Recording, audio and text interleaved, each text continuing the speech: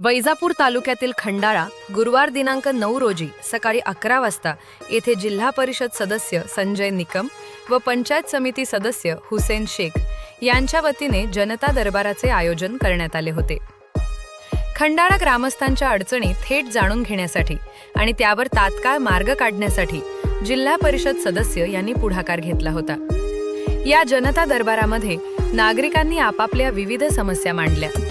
यामध्ये घरकुल, विहीर, गायगोठा, पाण्याचा प्रश्न, गावातील नाल्यांची साफसफाई, लाईट इत्यादी संदर्भात अनेक अडचणी, विविध समस्या नागरिकांनी मांडल्या। यावर तात्काळ मार्ग कसा काढता येईल व नागरिकांच्या समस्या त्वरित कशा सोडवता येईल अशा सूचना जिल्हा परिषद सदस्य संजय निकम यांनी संबंधित अधिकाऱ्यांना दिल्या। यावेळी खंडाळा येथील एका व्यक्तीने घरकुल संदर्भात प्रश्न उपस्थित केला होता। ती व्यक्ती 2016 पासून घरकुल मिळावे यासाठी मोठा प्रयत्न करीत होती, परंतु 10 वर्ष उलटून गेले तरी घरकुल मिळत नसल्यामुळे संजय निकम यांनी स्वतःच्या मदतीने त्यांना 10 पत्रे आणि त्यासाठी लागणारे अँगल देण्याचे त्वरित आश्वासन दिले। अशा विविध नागरिकांच्या समस्या सोडवण्यासाठी प्रयत्न करणार असल्याचे संजय निकम यांनी सांगितले। यावेळी खंडाळा ग्रामस्थांसह प्रशासकीय अधिकारी, कर्मचारी उपस्थित होते।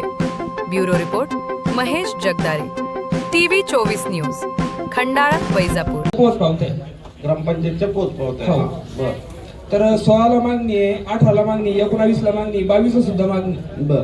आपलं 22 ला 2000 आपलं पंचायत समितीला आवाज जावागला सगळ्या पावत्याची पोच पावती देऊन त्याची सुद्धा पोच पावती। बर। तर अजून नाव आलेलं नाही, अजून यादीत नाव नाही। नाव काय तुमचं? एकनाथ धोंडराम कोडीकर। ऐका, आता नवीन यादीत नाव आहे का? घरकुलाच विषय आहे मॅडम।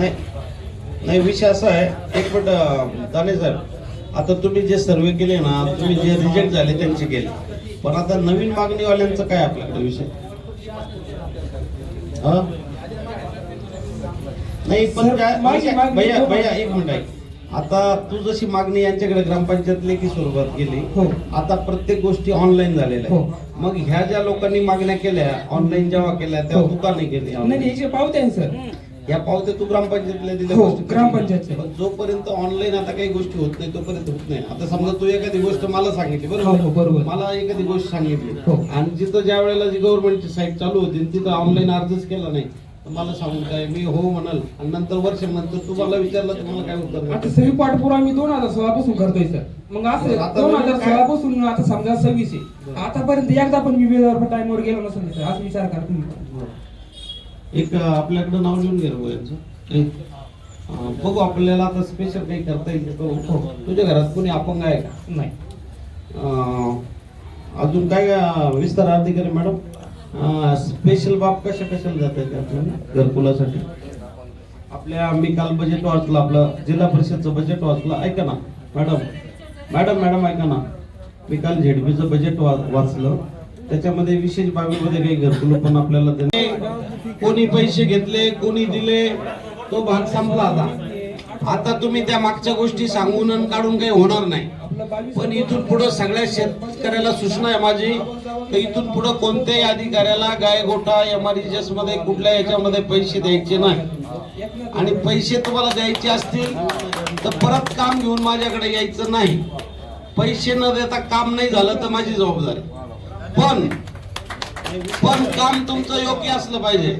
विहीरच करायची नाही, विहिरीचे पैसे काढून द्या म्हणायचं, शेततळेच करायचे नाही काढून द्या म्हणायचं, ते मग माझ्याकडनं मदत होणार नाही। पण काम तुम्ही खरोखर केलं असेल तर तुम्हाला रुपये न देता पैसे काढून द्यायची जबाबदारी माझी राहील।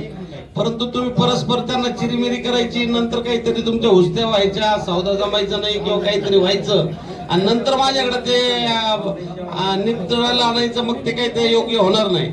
इथून पुढे तुम्ही ज्यांनी कोणाकडे पैसे देऊन ठेवले असतील, ग्रामरोजगार शौक कोण आहे गावामध्ये? आता नाही, तुम्ही काय नाव तुमचं? शेख राजे। बर।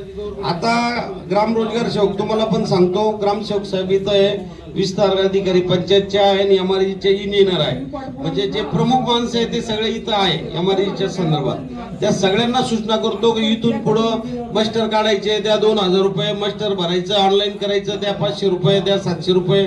इंजिनियर चव्हाण बसलेले, ते पण शेतकरीच माणूस आहे, म्हणून इथून पुढचा हा त्रास बंद झाला पाहिजे शेतकऱ्यांना. तुम्हाला सगळे यंत्रणा दिलेले, ग्राम रोजगार सेवकाला 2% निधी मिळतो. जर तुम्हाला 1 लाखाचा मजुरी जर दिली असेल तर 2000 रुपये सरकार त्यांना देते. देतं का नाही भैया? मग तुम्ही मास्टर भरायचे पैसे कशासाठी घेता? बंद केले पाहिजे. म्हणजे आता हे बघा, हे सगळ्यांसाठीच करायचंय आपल्याला. काय तुमच्या एकट्या खंडाळ्यासाठी हा नियम नाही. आपला जो गट आहे शिऊर गटामध्ये हा जो प्रचंड भ्रष्टाचार फोफावलेला आहे त्याला कुठंतरी आपल्याला आळा घालायचा आहे. पूर्णपणे बंद होईल की नाही मला माहित नाही. तुम्ही सहकार्य केलं तर पूर्ण बंदही होऊ शकेल, परंतु आपल्याला कमीत कमी त्याला आळा घालायचा असेल तर हे पारवीर मंजुरीपासून पैसे द्यायचे, शेततळं मंजूर करायला पैसे द्यायचे. तुम्हाला सांगतो मित्र हो, तुम्ही आता 40,000 50,000 या अधिकाऱ्याकडे 5,000ही पोहोचत नाही. हे मध्येच ते